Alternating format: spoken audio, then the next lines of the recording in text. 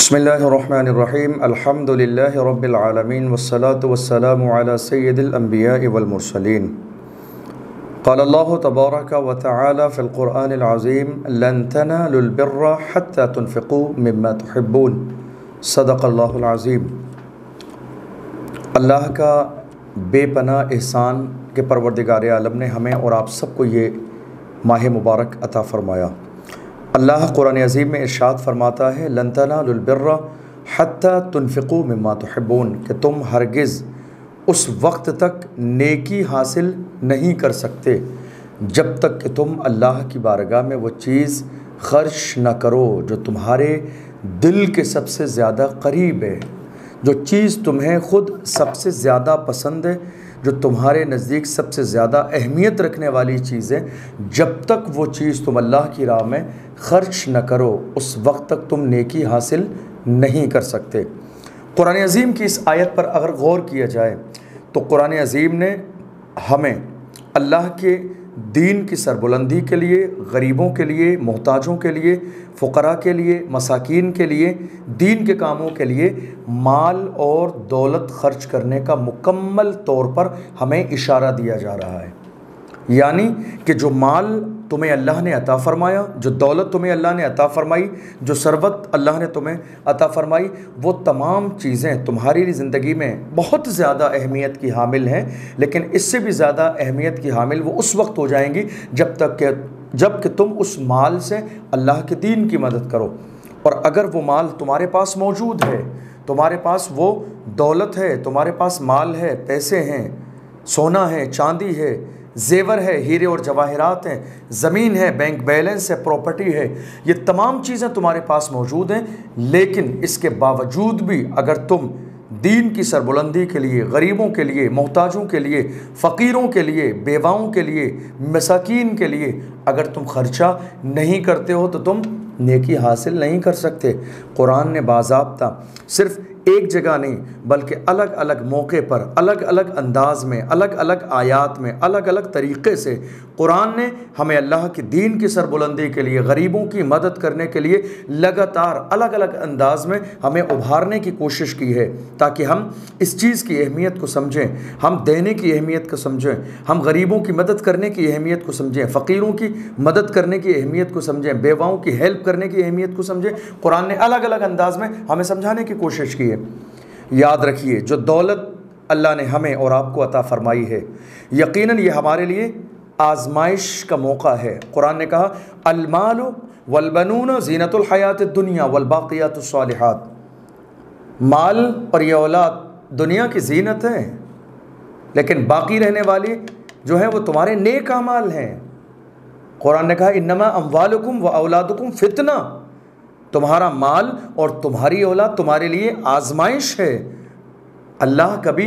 लेकर आजमाता है तो कभी माल देकर आजमाता है।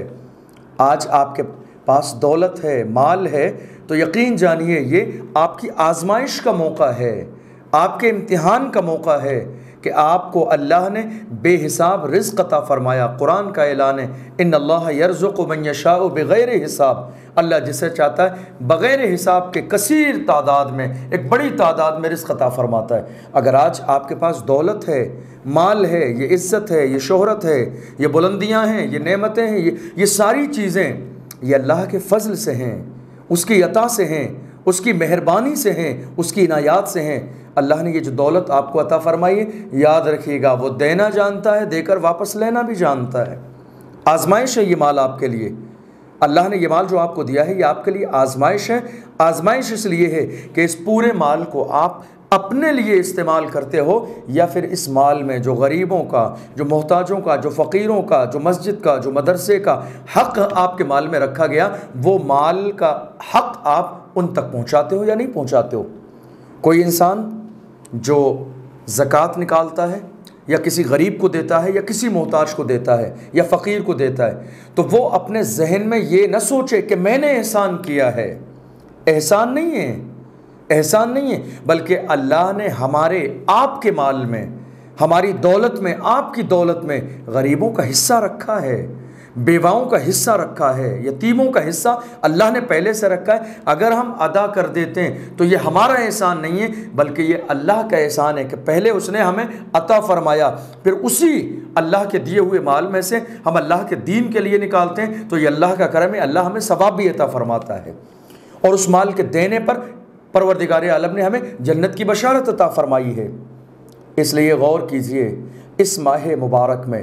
جس کا آپ کے اوپر حق ہے، زکوٰۃ آپ کے اوپر واجب ہے تو 2.5% آپ زکوٰۃ نکالیے، مدرسوں تک پہنچائیے، زکوٰۃ کو غریبوں تک پہنچائیے، مسکین کو دیجئے، آپ بیواؤں کو دیجئے، غریبوں کو دیجئے، محتاجوں کو دیجئے۔ صدقہ فطر کا وقت اس ماہ مبارک میں ہے، نماز عید سے پہلے صدقہ فطر ادا کرنے کی کوشش کیجئے۔ جس کا حق آپ کے مال پر ہے وہ پورا حق پوری ایمانداری کے ساتھ نکالنے کی کوشش کیجئے اور اللہ کا شکر ادا کیجئے، چونکہ اللہ کا فرمان ہے لئن شکرتم لازیدنکم، اگر تم اللہ کا شکر ادا کرو گے، تم شکر ادا کرو گے تو میں تمہاری دولت میں اضافہ کر دوں گا، نعمتوں میں اضافہ کر دوں گا، اور اگر تم ناشکری کرو گے تو میں محروم کر دوں گا۔ ذرا غور کیجئے، یہ اللہ کا احسان ہے، یہ اللہ کا کرم ہے، یہ اللہ کی عنایت ہے، اس کی مہربانی ہے کہ یہ ساری دولتیں، یہ عزت،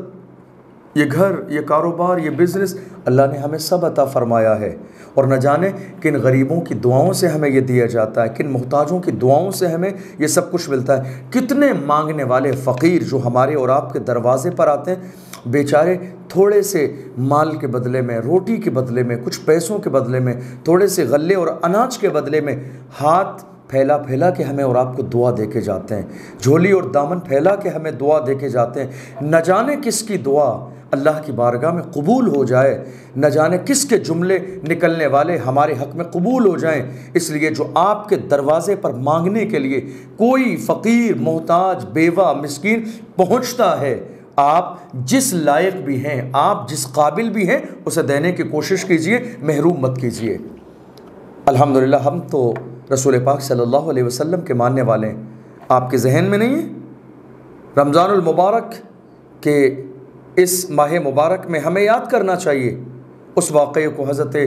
امام حسن اور امام حسین رضی اللہ عنہما جب بیمار ہوئے تو حضرت خاتون جنت فاطمۃ الزہرا رضی اللہ تعالی عنہا نے منت مانی روزے رکھنے کی، اور اس کے بعد جب روزے 3 رکھے خاتون جنت نے،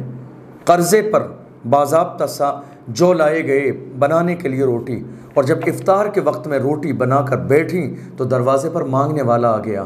3 دن لگاتار ایسے ہی ہوا، مگر حضرت علی رضی اللہ عنہ نے ایک لمحے کے لیے بھی یہ نہیں سوچا کہ میں روزے سے ہوں، خاتون جنت روزے سے ہیں، میرے گھر میں 2 چھوٹے بچے، ہم کیا کھائیں گے، نہیں، بلکہ حضرت علی رضی اللہ تعالی عنہ نے اس روٹی کو اٹھایا اور لے جا کر اس غریب کو دے دیا۔ مسلسل 3 دن تک یہ ہوتا رہا۔ یاد رکھیے گا، کوئی ہمارے دروازے پر اگر مانگنے کے لیے آتا ہے تو ہم خوشی کے ساتھ ہمارے لیے جو مناسب ہے ہم اس کی مدد کریں، ہیلپ کریں، اور اگر یہ کام کر لیں تو ہم اللہ کا شکر ادا کریں کہ اللہ تیرا احسان ہے کہ تو نے یہ بہتر کام ہم سے لیا۔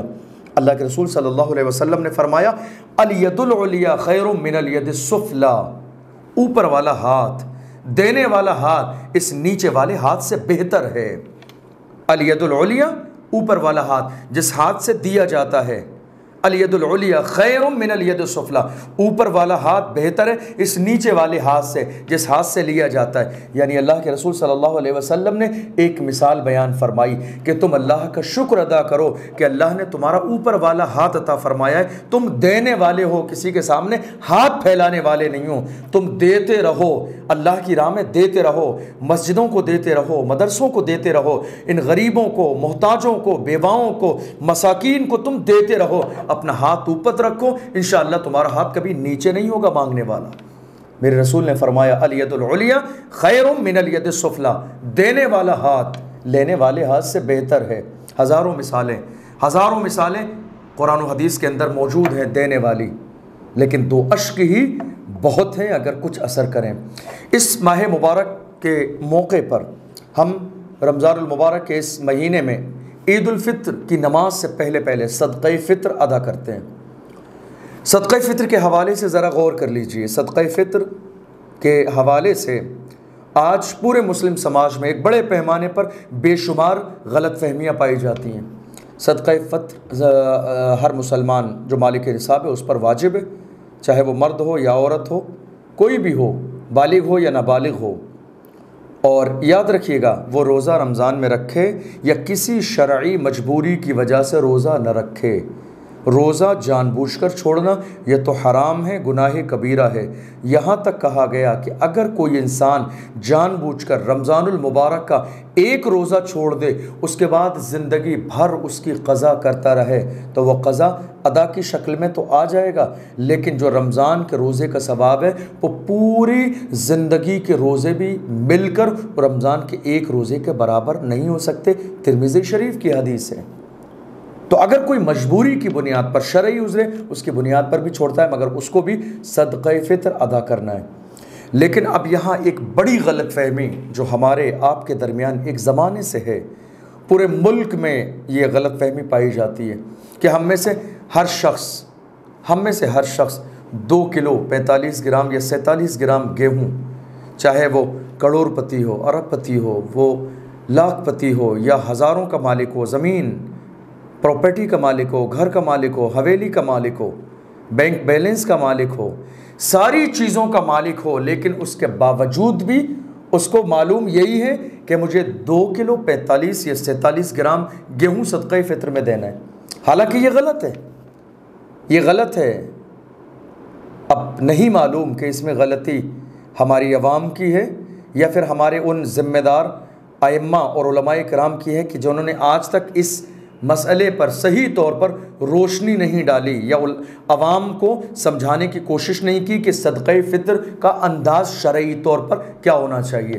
یاد رکھیے گا صدقہ فطر رسول پاک صلی اللہ علیہ وسلم کے زمانے میں کھجور سے بھی ادا کیا جاتا تھا، رسول اللہ کے زمانے میں کشمش کے ذریعے بھی صدقہ فطر ادا کیا جاتا تھا، رسول اللہ کے زمانے میں جو سے بھی صدقہ فطر ادا کیا جاتا تھا، رسول اللہ کے زمانے میں گیہوں سے بھی صدقہ فطر ادا کیا جاتا تھا۔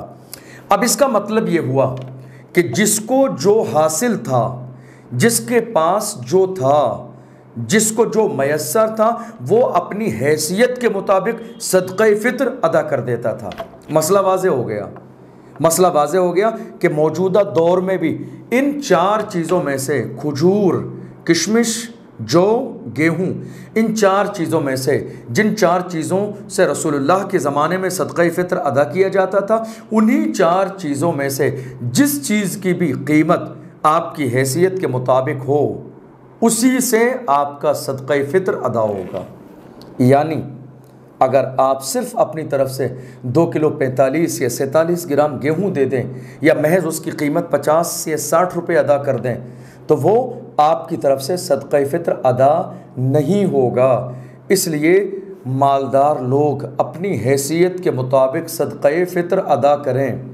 اب یہ بات آپ کے ذہن میں آئے گی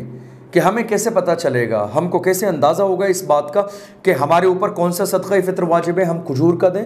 یا کشمش کا دیں۔ یاد رکھیے آپ کی اپنی جو حیثیت ہے اس کا علم آپ کو ہے، آپ کی دولت کا، آپ کے مال کا۔ مثال کے طور پر آپ دیکھ لیجئے کھجور کا جو صدقہ فطر ہے اس کا کیا ریٹ مقرر کیا گیا، اعلان شائع ہو چکا ہے۔ کشمش کا ریٹ کیا مقرر کیا گیا، یہ ساری چیزیں 1000، 1200، 1500، 1600 روپے کے اندر ہیں۔ تو اب اگر آپ کی حیثیت یہ ہے کہ آپ 1600 روپے صدقہ فطر ادا کر سکتے ہیں تو ایسی صورت میں آپ پر لازم یہی ہے کہ آپ وہی صدقہ فطر ادا کریں۔ اور اگر آپ وہ صدقہ فطر جو آپ پر واجب ہے وہ ادا نہیں کرتے، صرف گیہوں کے ذریعے صدقہ فطر ادا کرتے ہیں، تو یاد رکھیے گا یہ فقیروں کا حق ہے جو آپ نے ادا نہیں کیا، ان تک نہیں پہنچایا۔ ہر شخص کا صدقہ فطر گیہوں نہیں ہے،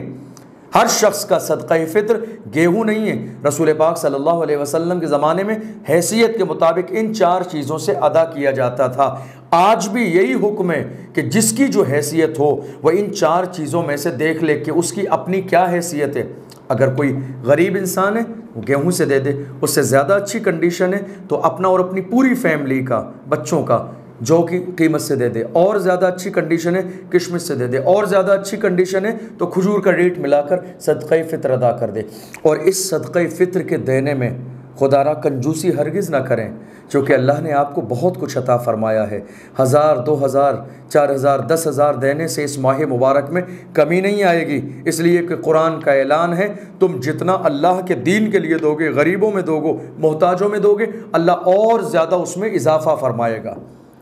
یہ جو بات عوام میں مشہور ہے کہ ہر شخص کا صدقہ فطر 50 سے 60 روپے ہیں یا 2 کلو 47 گرام گیہوں ہیں، یہ ایک غلط خبر ہے، یہ ایک غلط خبر ہے۔ اس لیے اس غلط خبر سے آپ باز آئیں اور یہ سمجھنے کی کوشش کریں کہ صدقہ فطر رسول اللہ کے زمانے میں حیثیت کے مطابق لوگ ادا کرتے تھے، جس کے پاس جو ہوتا تھا۔ آج بھی مسئلہ وہی ہے، مسئلے میں کوئی تبدیلی نہیں آئی ہے۔ آج بھی آپ اپنی حیثیت پر غور کر لیجئے کہ ان چاروں چیزوں میں سے جو چاروں چیزیں مقرر کی گئی ہیں، ان چاروں چیزوں میں سے آپ کی حیثیت گیہوں کی ہے یا جو کی ہے یا کشمش کی ہے یا کھجور کی ہے۔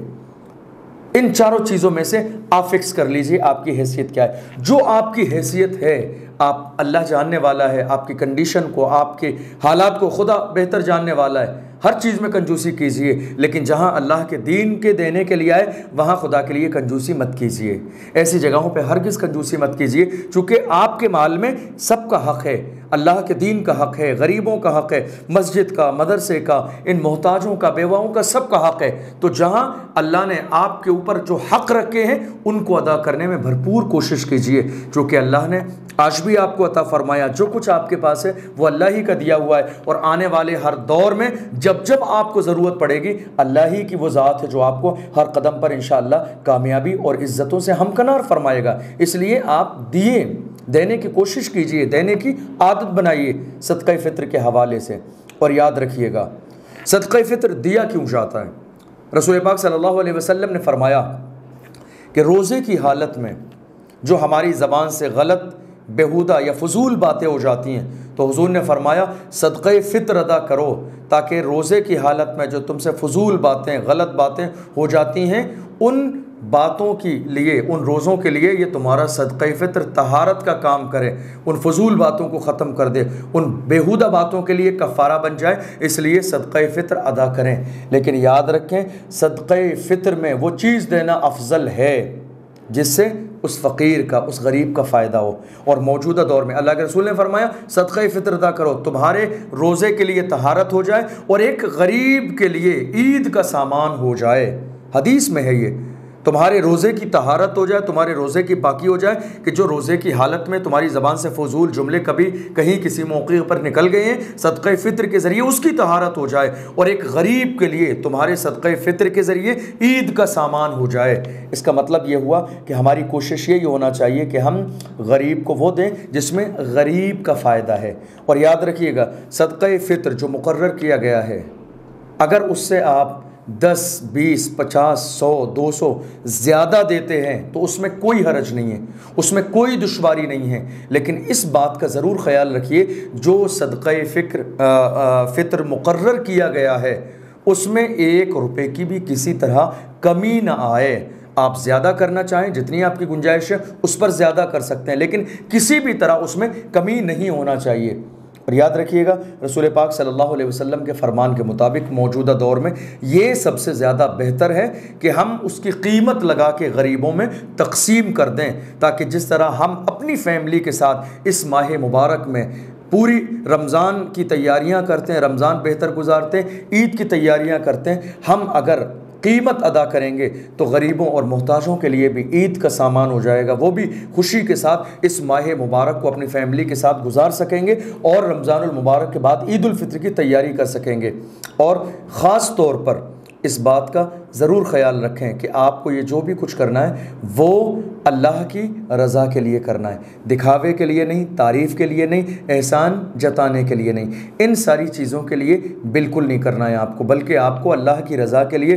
صدقہ فطر ادا کرنا ہے۔ اور یاد رکھیے گا صدقہ فطر جو آپ کو ادا کرنا ہے وہ عید الفطر کی نماز سے پہلے پہلے۔ لیکن مسئلہ یہ بھی ہے اگر رمضان المبارک میں بھی پورے اس ماہ مبارک میں اگر کوئی شخص صدقہ فطر ادا کرنا چاہتا ہے تو شریعت مطہرہ نے اس کو یہ اجازت دی ہے کہ اس پورے مہینے میں بھی جب چاہے وہ صدقہ فطر ادا کر دے۔ نماز عید سے پہلے پہلے صدقہ فطر ادا کرنا یہ میری آپ کی ہم سب کی ذمہ داری ہے، اور اس ماہ مبارک میں جب بھی آپ کا دل ہو صدقہ فطر آپ ادا کر سکتے ہیں۔ کوشش کیجئے اس ماہ مبارک میں غریبوں کو کھانا کھلائیں، افطار کرانے کی عادت ڈالیں، افطار کرائیں، نماز تراویح کا اہتمام کریں، اگر کہیں شبینے کی محفل ہو وہاں جا کے شرکت کریں، قرآن پاک کی تلاوت سنیں، 5 وقت کی نماز پابندی اور جماعت کے ساتھ ضرور ادا کریں، قرآن کی تلاوت کریں، اور جتنا ہو اس ماہ مبارک میں خوشیاں بانٹنے کی کوشش کریں۔ اپنے والدین کا خیال رکھیں، بیوی بچوں کے حقوق کا خیال رکھیں، پڑوسیوں کا خیال رکھیں۔ اللہ آپ کے اس ماہ مبارک میں جو کچھ آپ بہتر کام کر رہے ہیں اپنے محبوب کے صدقے میں قبول فرمائے۔ والسلام علیکم ورحمۃ اللہ وبرکاتہ۔